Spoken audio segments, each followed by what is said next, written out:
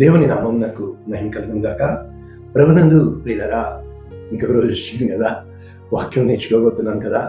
అనుదినము వాక్యము నేర్చుకుంటూ కొన్ని రోజులు మన జీవితాల్లో కొన్ని మిగులుస్తూ ఉంటాయి, కొన్ని చేస్తూ ఉంటాయి. ఏది ఏమైనా ఈరోజు 6వ తేదీ ఫిబ్రవరి మాసము 2026 సంవత్సరం. ఈరోజు దేవుడు నీకు ఇస్తున్న వాగ్దానం, నీవు లేచి ఇశ్రాయేలు దేశమునకు వెళ్ళుము. నీవు లేచి ఇశ్రాయేలు దేశమునకు వెళ్ళుము. మత్తయి సువార్త 2వ అధ్యాయము 20వ వచనం పూర్తి వచనము, నీవు లేచి శిశువును తల్లిని తోడుకుని ఇశ్రాయేలు దేశమునకు వెళ్ళుము. ఇది వాగ్దానం. ఒకసారి ఇంగ్లీష్లో న్యూ లివింగ్ ట్రాన్స్లేషన్ మనం చూసినప్పుడు Matthew chapter 2 verses 20, get up the angel said, దేవుని దూత చెప్పారు, నీవు లేచి take the child and his mother back to the land of Israel. తల్లిని మరియు ఆమె కుమారుడిని తీసుకుని ఇశ్రాయేలు దేశమునకు తిరిగి వెళ్ళము. Because those who are trying to kill the child are dead. ఎవరైతే ఆ శిశువును బిడ్డను చంపాలని చూశారో వాళ్ళు చనిపోయి ఉన్నారు. ఇది వాక్యం. అయితే ఎలా నేర్చుకోవచ్చు? నీవు లేచి వెళ్ళు కదా.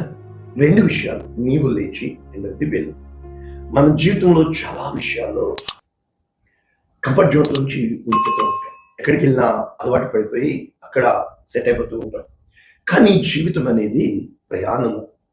ఆ ప్రమాణాలు నెరవేరాలి అంటే మన జీవితంలో దేవుని వాగ్దానాలు ఖచ్చితంగా నువ్వు ప్రయాణం ప్రారంభించాలి. ప్రయాణము అనేది ముగింపులో నీ గమ్యం అయితే, ఆ ప్రారంభంలో నీవు లక్ష్యము అయితే, ఆ మధ్యలో ప్రతిదీ కూడా నీ ఏమని చెప్పచ్చు తెలుసా? ఒకటి ఎండ్యూరెన్స్ అంటారు ఇంగ్లీష్లో. అంటే లక్ష్య సాధనలో నీవు వేసే ప్రతి అడుగు ధైర్యంతో. ఈ ప్రయాణంలో అలసట వస్తుంది, అలజడులు వస్తాయి. ఇక మన వలన కాదు అనే విధంగా చుట్టూ భయము, భీతి అనేక విధములుగా ఉంటాయి. కానీ అన్నింటికీ నువ్వు తట్టుకొని ముందుకు వెళ్ళగలగాలి. ముందుకు వెళితేనే నీ జీవితంలో, నా జీవితంలో ఏమైనా సాధించాలి. ఈ రోజున వాక్యం అంతా మనకి తెలుసు. దేవుడు మొట్టమొదట చెప్పేది నీవు లేచి. యోసేపు దగ్గరికి వచ్చే ముందు మొట్టమొదట ఈ మాట కథ అక్కడే కదా మొదలైంది. అబ్రహాంతో దేవుడు ఏం చెప్తున్నాడు? నీవు లేచి ఏమంటున్నాడు? నీ దేశము నుండి, నీ బంధువుల యొద్ద నుండి, నీ తండ్రి ఇంటి నుండి బయలుదేరి నేను నీకు చూపించు దేశమునకు వెళ్ళు. నేను నీకు చూపించు దేశమునకు వెళ్ళు. నిజంగా the land which I show you. No, ఆ ల్యాండే, ఆ దేశమే అబ్రహాం. అది ఆయనే అబ్రహామును గొప్ప జనాంగముగా చూసారా. అంటే దేవుడు నిన్ను ఆ ప్రయాణంలో మార్చే దేవుడు అన్నాడు. ఆ ప్రయాణంలో దేవుడు పగలు ఈ మధ్య ఒక పాట రాస్తూ యెహోవా షమ్మా అని రాయాలనిపించింది. కరెక్టే కదా. యెహోవా షమ్మా అంటే ఏంటి? మాకు తోడుగా ఉన్నవాడు. లిరిక్ ఎలా రాయాలి? పగలు మేఘ స్తంభంగా, రాత్రి అగ్ని స్తంభంలా, అరణ్య మార్గంలో మాతో నడిచిన దేవా. అరణ్యమైపోయిన నీ జీవితంలో నీకు తోడుగా యెహోవా షమ్మాగా ఆయన నడుచుటకు. మరి ఇప్పుడు యాకోబు ఇంటి నుంచి బయలుదేరుతుంటే ఆయన ఆ అర్ధరాత్రి యాకోబు తలగడగ చేసుకుని, నేను నీకు చెప్పినది నెరవేర్చే వరకు నేను నిన్ను విడవను, తిరిగి ఇక్కడికి నిన్ను రప్పిస్తాను. అతి సుందరుడు 10,000 మందిలో అని రాయాలనిపించింది. ధవలవర్ణుడా, రత్నవర్ణుడా అని రాయాలనిపించింది. కానీ మరి హెబ్రూ పదం ఏం పెట్టాలో తెలియలేదు. సడన్ గా అనిపించింది, ఏల్వోలాం ద ఎవర్ లాస్టింగ్ గాడ్, నిత్యుడైన తండ్రి. మా దేవుడు ఆయన నిత్యము నీతో ఉంటాడు. నువ్వు కూర్చున్నప్పుడు, నువ్వు లేచినప్పుడు, నువ్వు పండుకున్నప్పుడు ఆయన నీ చుట్టూ ఆవరించి ఉంటాడు. ఈ చుట్టూ ఆవరించే జనము, చుట్టూ ఆవరించే కలవరము, ఈ చుట్టూ ఆవరించే భయకంపము అన్నిటికంటే ఆయన నీలో నుండి ధైర్యం చెప్పి నేనున్నానుగా అదా ముందుకు అంటూ ఉంటాడు. అబ్రహాం 2వ ప్రయాణం మనందరికీ తెలుసు. ఏమంటున్నాడు? ఆదికాండము మనకు చూసినప్పుడు 22వ అధ్యాయము దేవుని యొక్క వాక్యం స్పష్టంగా చెప్తుంది, నేను నీకు చూపించబో ఆ యొక్క మోరియా పర్వతంలో ఒక దాని యందు నీవు నీ కుమారుణ్ణి దహన బలిగా. ఆ రోజున ఒంటరివాడైన అబ్రహాం ప్రయాణమై వెళ్ళాడు అబ్రహాముగా. ఈ రోజున ఏ కుమారుడిని పట్టుకున్నాడో, ఏ కుమారుడికి వాగ్దానం చేసి పొందుకున్నాడో అదే కుమారుడిని తీసుకుని బలి ఇచ్చేయడానికి వెళ్ళిపోతున్నాడు. తెలీదు అబ్రహాంకి, నువ్వు నేనైతే ఏం చేస్తామో తెలియదు, కానీ పరిస్థితుల గుండా కొన్నిసార్లు వెళ్ళవలసి ఉంటుంది. ఇది ఎందుకు అని అడగడానికి వీలు కుదరదు. ఇది ఎలాగా అని చెప్పడానికి వీలు కుదరదు. మసీదులు మందిరాలుగా ఎవరెవరో వాళ్ళ ఇంటర్ప్రిటేషన్ చెప్తున్నారు. ఒక వ్యక్తి నూతన జన్మ అనుభవం పొందాలి అంటే, ఒక బండరాతిలోంచి మధుర జలాలు రావాలంటే, ఆకాశము నుండి ఆహారం కురిపించబడాలి అంటే, నీ దేవునికి అసాధ్యమైనది ఇదేనా కదా? ఆయన ఆకాశంలో ఉండే దేవుడు కాదు, ఆయన నీ గుండెల్లో నివసించే దేవుడు. ఇక్కడ మనం చూసినప్పుడు మనము స్పష్టంగా సేమ్ టు సేమ్ ప్యాటర్న్ మనము నిర్గమకాండము 4వ అధ్యాయం 19వ వచనంలో మోషేతో, నీ ప్రాణమును వెతికిన మనుషులందరూ చనిపోయారు కనుక ఐగుప్తునకు తిరిగి వెళ్ళు. సేమ్ ప్యాటర్న్ ఉంటుందండి. అటు మోషే పుట్టినప్పుడు పసిబిడ్డలను చంపేస్తారు, యేసు ప్రభు పుట్టినప్పుడు పసిబిడ్డలను చంపేస్తారు. యేసు ప్రభుని ఇప్పుడు తీసుకొని తిరిగి ఐగుప్తు నుంచి వెళ్ళిపో. ఐగుప్తులోంచి హోషేయ గ్రంథము మనం చూసినప్పుడు 11:1, ఇశ్రాయేలు బాలుడై ఉండగా నేను అతని ఎడల ప్రేమ కలిగి నా కుమారుని ఐగుప్తు దేశంలో నుండి ఐగుప్తుకి యేసు క్రీస్తు ప్రభుల వారు సైతము వెళ్ళవలసి వచ్చింది. కారణం ఏంటంటే యెషయా గ్రంథము 26వ అధ్యాయం 20వ వచనం, నా జనమా ఇదిగో వారి దోషమును బట్టి భూ నివాసులను శిక్షించుటకు యెహోవా తన నివాసములో నుండి వెడలివచ్చున్నాడు. భూమి తన మీద చంపబడిన వారిని ఇకను కప్పకుండా తాను త్రాగిన రక్తమును బయలుపరచును. నీవు వెళ్ళి నీ అంతఃపురంలో, అంటే అంతఃపురం అని తెలుగులో రాస్తారు, నీ దాగుచుండు ఆయన లెక్కవచ్చు, ఆయన నిరీక్ష ఎవ్వరికీ కనబడకుండా. యోసేపు ఖచ్చితంగా కదా, గుంట్లో ఎవరికి కనబడలేదు, పొతిఫర్ ఇంట్లో ఎవరికి కనబడలేదు, చెల్సాల్లో ఎవరికి, ఎలిజబెత్ ఎవరి కంట పడకుండా అని ఉంటుంది కదా. నీ తలుపులు వేసుకుని ఉగ్రత తీరిపో వరకు కొంచెం సేపు దాగి నా జీవితంలో జరిగింది. 9 నెలలు తలుపులు మూసిపెట్టి లోపల కూర్చున్నాను. నేను ధైర్యంగా చెప్పు, నా దేవుడు గొప్పడు, నాతో మాట్లాడతాడు, నీతో మాట్లాడతాడు. నువ్వు అంగీకరించలేకపోతున్నావు. ఎలా మాట్లాడతాడు తెలుసా? నిశ్శబ్దంగా నీవు ఉన్నప్పుడు చిన్న నీ దగ్గర ఉన్న వాచ్ సౌండ్ కూడా నువ్వు వినగలగాలి. ఏకాగ్రత అది. మాటలు బట్టి కాకుండా మాటల్లో ఉన్న ఆ భావాలు నువ్వు గమనించాలి. అంటే మనం విన్న వెంటనే మాటకి no no no no no, ఆ మాటల్లో భావం పూర్తి కానివ్వండి, ఊచుకోండి, నో నో నో. మనం సగం వింటాం, పావుగా అర్థమవుతుంది, రెండంతల డబల్ యాక్షన్, 6 యాక్షన్ 500 రియాక్షన్ అవుతాం. ఆ మిషన్లు చేసే శబ్దాలు కాకుండా ఆ శబ్దాల వెనుక ఉన్న క్రమమును గ్రహించగలిగితే మేధావి ఉంటావు. మేధ ఈ మేధని నువ్వు చేయగలవు. దేవుడు నిన్ను అలాగే ఎంచుకున్నాడు. అది training. You have to train up. నువ్వు ఏ రోజునైతే ట్రైన్ అప్ అవ్వగలుగుతావు, ట్రైన్ అప్ చేయాలి అంటే అన్నీ కూడా లోపల పెట్టుకున్నవి ఖాళీ చేసినప్పుడు దేవుని మెల్లనైన స్వరం, ఆయన నిన్ను చుట్టూ ఆవరించి ఉన్నాడు, ఆయన నీతో మాట్లాడతాడు, ఆయన నిన్ను గూర్చి ఆసక్తి కలిగి, ఆయన నిన్ను గూర్చి శ్రద్ధ కలిగి ఉన్నాడు, నిత్యము ఆయన నీతో మాట్లాడుతున్నాడు. ఎలాగా? ఇప్పుడు ఎంత చూసాం కదా, మోషేని చూసాం కదా, యేసు ప్రభు దగ్గరికి మళ్ళా వెళ్దాం. యోసేపుకి ఎలా దర్శనమిచ్చాడు మనం చూసినప్పుడు ఆదికాండము 26వ అధ్యాయము 2వ వచనంలో యోసేపు ఆ యొక్క ఇస్సాకుతో అంటాడు, నీవు ఐగుప్తులోనికి వెళ్ళక నేను నీతో చెప్పు దేశం. అంటే అందరికీ వెళ్ళమని చెప్పడు, కొంతమందిని ఉండమంటాడు. ఇర్మియాలో చెప్తాడు, మీరు ఇక్కడి నుంచి వెళ్ళక ఇక్కడ ఉండండి. కానీ మనం ఎలా ఉంటామంటే, అంతెందుకు, రూతు గ్రంథం తెలుసు కదా, వచ్చింది బెత్లెహేంలో, ఏంటి కరువు, కానీ వాళ్ళు వెళ్ళకూడని స్థలానికి వెళ్ళిపోయారు, మోయాబీల దేశం వెళ్ళిపోయారు. అంత పౌరు. ఒకవేళ ఉండుకుంటే కథ ఇంకోలా ఉండేదేమో, కానీ మీకు తెలుసా అంతా పోయింది. కానీ రూతు వచ్చింది. ఎక్కడికి వచ్చింది? You have to come back. నీవు వెళ్ళడం సరే, ఖచ్చితంగా నువ్వు వెనక్కి రావాలి. నా జీవితంలో జరిగి పరుగులు పెట్టాను, నేను వెళ్ళను, తీసుకొచ్చి. ఎందుకు తెలుసా? కుక్కలంటే భయం. ఓకే, కోవిడ్లో ఉన్నావు, ఇక్కడ కూడా ఇప్పుడు ఎక్కువైపోయినాయి, అది వేరే విషయం. కానీ ఒక్కసారి మన ప్రాంతానికి వెళ్తే నీకు భయం కాదు, వాటిలోనే వదిలేస్తాడు. నువ్వు చుట్టూ ఎక్కడ చూసినా కుక్కలే, నువ్వు బతకాల్సిందే. దేవుడు ఉన్నాడు. ఆయన నేను భయపెట్టే దేవుడు కాదు, అలాగని అభయం ఇచ్చే దేవుడు కాదు. అడుగు అడుగునా నీకు తోడుగా నడిచేవాడు.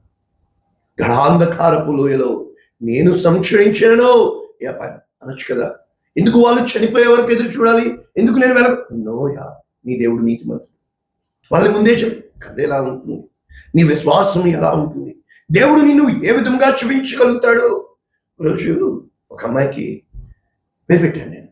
అయితే ఆ అమ్మాయిని మామూలు పేరుతోనే పిలుస్తాను. అయితే ఒకరోజు ఈ కాలం అంతా తీరిన తర్వాత ఉగ్రతంతా ప్రార్థన చేస్తూ ఆ పిల్ల ప్రార్థన చేస్తుంటే దేవుడు చెప్పాడు, పేరు పెట్టి ప్రార్థించాడు. కెజియా అని ప్రార్థన చేస్తుంటే, మీకు తెలుసా, యోబు గారి మొదటి 3 కుమార్తెల పేర్లు ఏంటో మనకు తెలియదు, కుమారుల పేర్లు మనకు రాయబడలేదు. కెజియా, తబిత, మరి జమీమా, కెరమాపు. మీకు తెలుసు కదా, కెజియా, జమీమా, కెరమాపు. కెజియా యోబు దేవుని చేత శుద్ధి చేయబడినప్పుడు, రెండంతల ఆశీర్వాదం ఇవ్వబడినప్పుడు పుట్టిన కుమార్తె కెజియా. ఎందుకు అనుకుంటున్నావు దేవుడు నిన్ను వదిలేశాడని? ఎందుకు అనుకుంటున్నావు? దేవుని తిరిగి వెళ్ళు.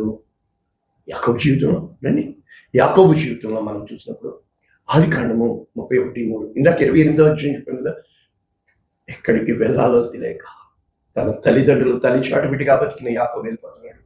దేవుడు దర్శించాడు. ఇక్కడ చెప్తున్నాడు ఆదికాండం 31:3, నీ పితరుల దేశములకు నీ బంధువుల ఎత్తుకు తిరిగి వెళ్ళము, నేను నీకు తోడై. ఇదే యాకోబుతో దేవుడు తిరిగి చెప్తున్నాడు. ఆదికాండము మనం చూసినప్పుడు 46వ అధ్యాయం 3వ వచనంలో, నేనే దేవుడను, నీ తండ్రి దేవుడను, ఐగుప్తునకు వెళ్ళుటకు భయపడకము, అక్కడ నిన్ను యోసేపు పిలిపిస్తున్నాడు, ఐగుప్తుకి సైతం పంపిస్తున్నాడు. ఏ రోజున దేవుని స్వరం విని మనం మొదటి అడుగు వేసినప్పుడు గుర్తుపెట్టుకోండి, ఎంత పైకన్నా ఎక్కువ, కానీ ఆ నిచ్చిన ఆ మొదటి మెట్టు మాత్రం భూమి నుంచి ప్రారంభించారు. తిరిగి అక్కడికి ఖచ్చితంగా నువ్వు వస్తావు. ఎవరు నీ ఇంటిలోనికి అడుగు పెట్టడం బట్టి నువ్వు దీవించబడ్డావు, ఎవరు నీ జీవితంలోనికి రావడం బట్టి నువ్వు దీవించబడ్డావు, ఎవరి వలన నీవు ఆశీర్వదించబడ్డావు. చాలా సుమా, నీకు అన్నీ వచ్చినాయిగా. ఈరోజు ఎక్కలేనంత కొండకి ఎక్కిపోయాగా, ఇంకెందుకు? ఎక్కడ చూసినా ఫ్యాన్స్, అయ్యో బాబోయ్, కానీ నీ మూలం నువ్వు మర్చిపోయావు. ఖచ్చితంగా నువ్వు తిరిగి వెనక్కి రావాల్సిందే. భూమి గుండ్రంగా ఉన్నట్లు అది గుర్తుపెట్టుకోండి. కోవిడ్లో 30 సంవత్సరాలు వెళ్ళిపోయినాయి, కానీ నేను కాకినాడ వెనక్కి రావాల్సింది. యోసేపు చెప్తాడు, నా ఎముకలు ఇక్కడ బాధితుగా.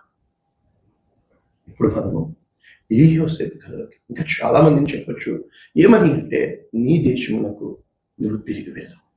అయితే ఇక్కడ ప్రస్తుతము మన కాంటెంట్లో 4 దర్శనాలు యోసేపుకి దేవుని దూత చెప్తున్నట్లు మనం చూడగలం.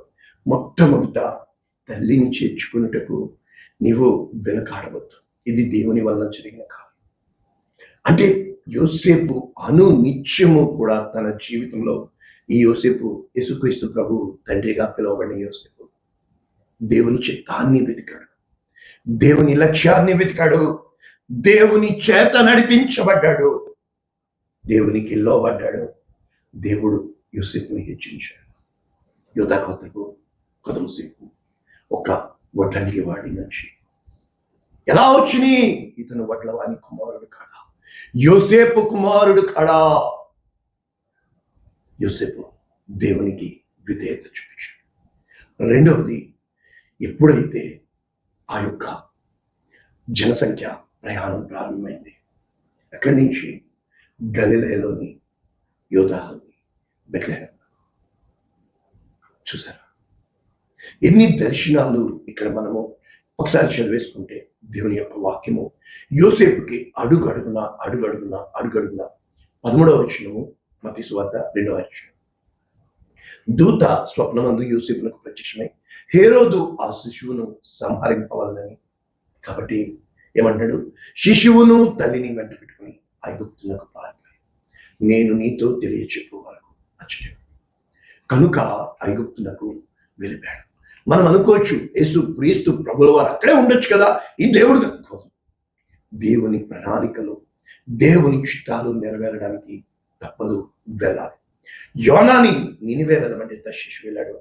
యోనా జీవితంలో తర్వాత నేర్చుకుందాం, కేవలం దేవుడు వాడుకున్నది మూడే మూడు, ఒకటి చేప, రెండు ఆ చిన్న బీరకాయ పాదు అన్నారు, కొన్ని పాదు లేకపోతే వృక్షం, మూడవది సూసింపం, చిన్న పురుగు.